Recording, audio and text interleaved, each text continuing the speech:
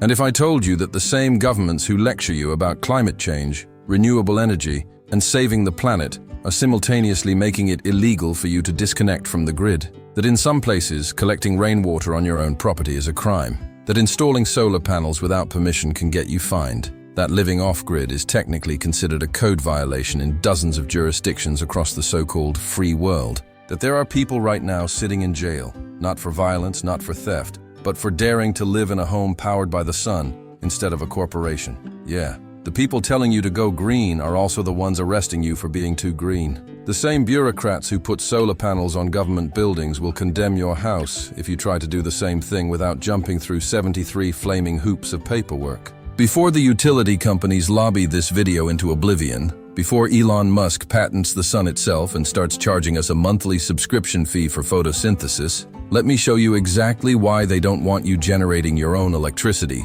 collecting your own water, or living outside their system. Spoiler alert, it's not about safety. It never was. Quick thing, if you enjoy learning about how freedom is technically illegal and independence is a felony in some zip codes, smash that like button. Subscribe if you think sunlight should be free and rain shouldn't have a corporate owner. I know, asking for engagement is cringe. It's desperate, it's needy. But you know what's more cringe? Paying a corporation $60 a month for photons that fell from space for free. The algorithm is watching. Make it happy. Feed the beast. Or don't. Anarchy is cool too. Your choice. Freedom and stuff. Okay, back to why you're basically a serf in a techno-feudal energy empire. Let me guess your life right now. Your electric bill goes up every single year even though you're using the same amount of power. Somehow your usage doubled during a month you weren't even home. Maybe you were on vacation. Maybe you were visiting family. And the utility company just shrugs and says,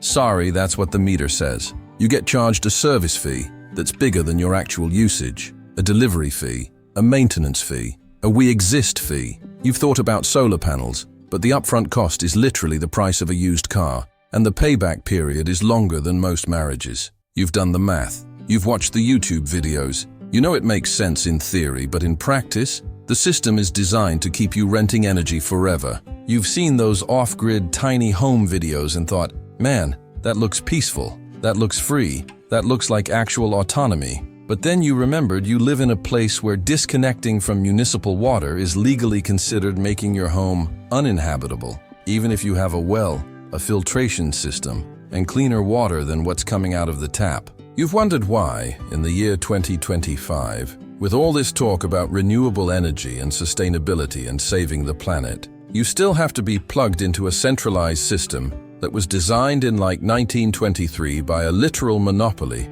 that hasn't innovated since the invention of the light bulb. You felt that weird cognitive dissonance when politicians talk about energy independence for the country while making it illegal for you to be energy independent as an individual. Yeah, that's not an accident. That's not bureaucratic inefficiency. That's not red tape. That's the design. Here's the truth hiding under the rug of modern civilization, tucked between the dust bunnies of bureaucracy and the crumbs of corporate lobbying, buried beneath a century of propaganda that convinced you dependence equals safety. Governments and utility companies have spent over 100 years making sure you stay dependent, not because independence is dangerous, not because it's impractical, not because off-grid living is some kind of public health crisis, but because your dependence is profitable. Your monthly payments are predictable, your consumption is controllable, your need is monetizable, and I'm about to show you exactly how they've rigged the game, through laws, through lobbying, through bureaucratic mazes designed to exhaust you,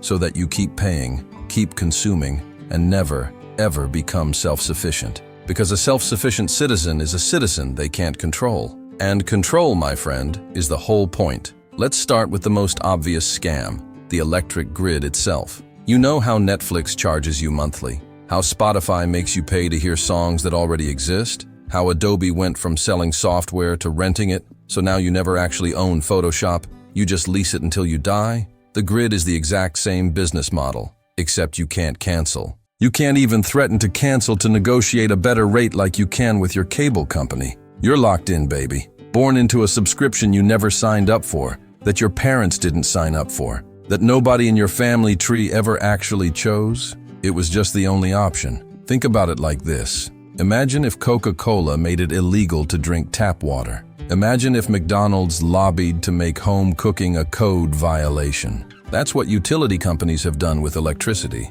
In states like Florida, North Carolina, and parts of Texas, it's actually illegal to live in a home that's not connected to the electrical grid, even if you have solar panels, wind turbines, Tesla Powerwalls, and a battery system that works perfectly fine and could power your home for decades. They don't care that you can power yourself. They don't care that your system is safe, functional, and better for the environment. They care that you're supposed to stay plugged in, because the moment you unplug, you stop being a revenue source. Here's the reality nobody talks about. Utility companies are often government-protected monopolies. They don't compete, they don't innovate, they don't improve their service or lower their prices to win customers. They just exist, like a tick on the back of civilization, billing you month after month for a service you have no legal alternative to. And when you try to leave, when you try to go independent, that's when things get spicy. That's when code enforcement shows up. That's when your house gets condemned. That's when you find out that freedom has terms and conditions.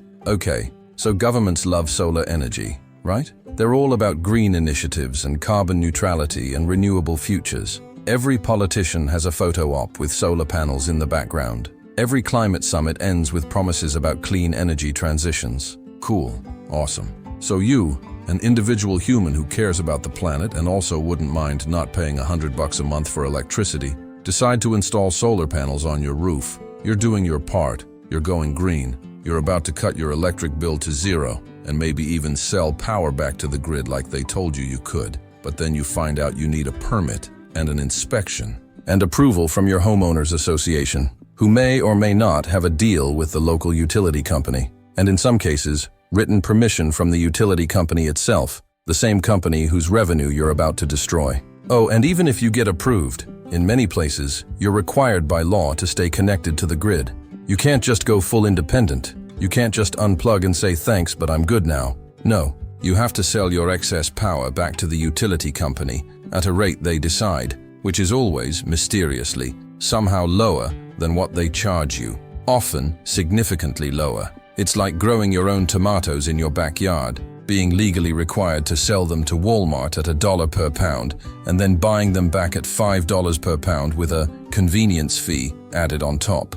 The punchline, they call this net metering, and they market it like they're doing you a favor, like they're the heroes of renewable energy. Meanwhile, they're paying you pennies for the power you generate and charging you dollars for the power you consume. And in some states, they're now adding fees just for having solar panels, monthly fees, connection fees. We have to maintain the grid for you even though you barely use it fees. Translation, how dare you try to be independent? Here's a punishment tax. Let's talk about water for a second. Because if electricity wasn't dystopian enough, wait until you hear about literal rain falling from the sky. In states like Colorado, Utah, and Nevada, collecting rainwater on your own property used to be straight up illegal, not restricted, not regulated, not you need a permit for large-scale collection. Illegal, as in criminal, as in you could be fined or arrested. Why? Because water rights in the western United States are owned,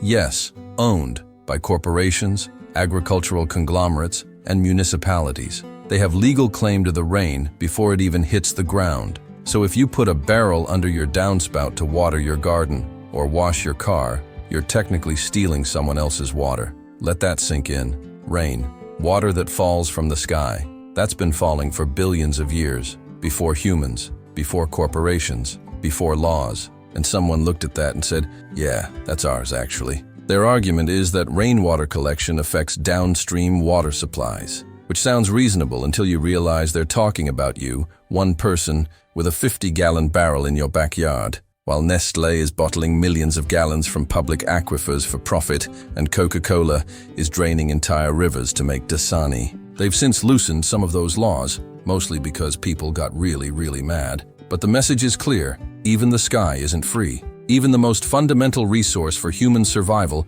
has been commodified, privatized, and legislated into a product you're supposed to buy, not collect. And that's the point. They don't want you self-sufficient, not in power, not in water, not in food, not in anything that would let you exist outside their economy. Now let's talk about going full hermit mode, full Thoreau, full, I'm done with society, I'm living in the woods. You buy some land, Maybe it's in the mountains. Maybe it's in the desert. Maybe it's just rural land an hour outside the city. You build a small cabin, nothing crazy, just a simple, functional, beautiful home. You install solar panels. You set up a rainwater collection system. You build a composting toilet. You grow a garden. You're living the dream. No bills, no dependence. Just you, nature, and vibes. And then a code enforcement officer shows up in a truck with government plates and condemns your property. Because in most counties across the United States, land of the free, home of the brave, a dwelling must be connected to municipal water, sewage, and electricity to be considered habitable. If it's not hooked up to the system, it's classified as a code violation. You can't legally live there, even if it's your land, even if you paid for it, even if your home is cleaner, safer, and more sustainable than half the apartments in the nearest city. It's like being told you can't live in your own home because you're too independent, because you don't fit the template of what a normal citizen should look like. People have been fined thousands of dollars, arrested, and forcibly evicted from off-grid properties that were fully functional, safe, and sustainable. Not because they were dangerous, not because they were hurting anyone, but because they didn't fit the regulatory box. The comparison? Imagine if the government said you couldn't cook your own food at home because everyone is required to use DoorDash for public safety reasons. Sounds insane, right? That's what they're doing with housing. Spoiler, it's not about safety, it's about control. It's about making sure every citizen is plugged into a system that can be monitored, taxed, and regulated. Here's where it gets juicy.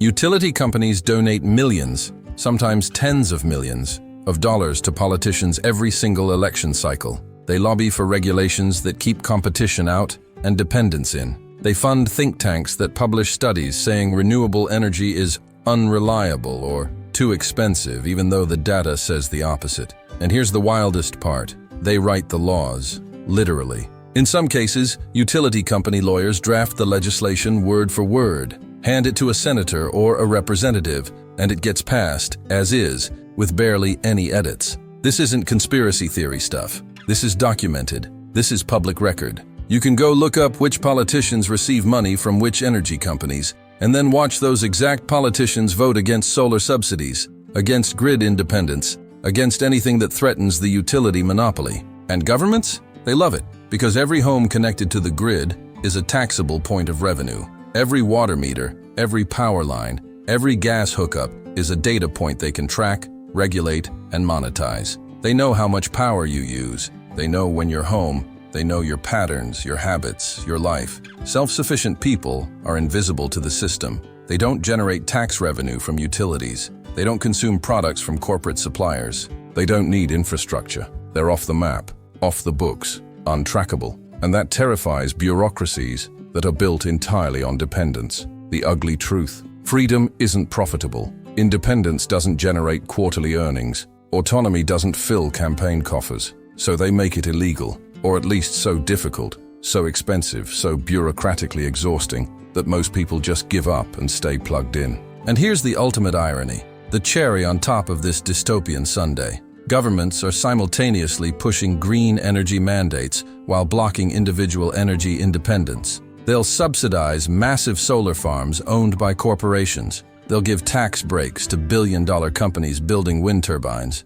But you trying to put panels on your roof? That's a problem. That needs regulation. That needs fees. Because corporate-owned green energy still keeps you dependent. You're still buying power. You're still a customer. You're still in the system. But individual green energy, solar panels you own, batteries you control, power you generate, that makes you free. And they can't have that. So they greenwash the system. They slap renewable and sustainable labels on the same centralized model that's kept you dependent for a century. And they call it progress. It's not progress. It's a rebranding. It's the same cage with a fresh coat of paint. And it's getting worse, not better. As more people try to go solar, governments are adding fees for being grid-tied. Some states now charge you a monthly fee just for having solar panels, even if you use zero grid power. They call it a standby charge or a grid maintenance fee. Translation: we're mad you're not paying us. So here's a punishment tax for trying to be independent. As tiny home living grows in popularity,